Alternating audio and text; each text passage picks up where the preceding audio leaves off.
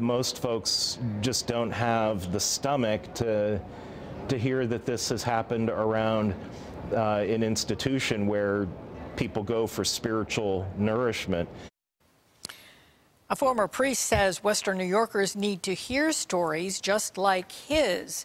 48-year-old James Faluzak says he was abused by a priest in Erie, Pennsylvania while he was a teenager in the 80s. News 4's Marissa Perlman has learned more about how this scandal has shaped his religious views. Marissa? Well, Jackie, James Faluzak says every time he learns something new about this scandal, he feels shock and disgust. In a candid conversation, Faluzak tells us how he's coping and how these past few months have shaped his faith. I think the Catholic Church is the largest organized crime syndicate in the world. It's been a month since James Faluzak decided to go public and tell his story of abuse. For him, it's painful to see how many people have since come out too with a similar story just like his. In many cases, these victims, their first experience of a sexual act was perpetrated by a man that they entrusted with their soul. Originally from Western New York, he served the Erie Diocese until 2014.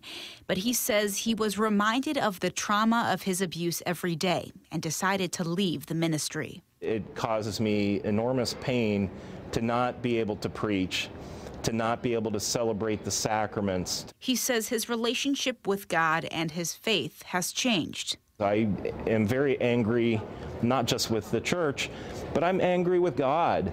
Sexual abuse is something he calls an epidemic in the church and worries about the lack of protections in place for the most vulnerable parishioners. These men who are in a position to publicly speak for Christ are not conveying that love. They're not conveying that protection. He's calling for all of the names of sexually abusive clergymen in the diocese to be released and Buffalo to be aware of what he says is the uncomfortable truth. Just do the right thing, and people, I think, would be more inclined to forgive the church. Now, Faluzak says he was molested by his priest from when he was 16 to when he was 19 years old. The man he claims is his abuser in Mill Creek Township died at 88 in 2006. Faluzak says he still feels called to be a priest, but sharing his truth is more important. In the newsroom tonight, Marissa Perlman, News 4.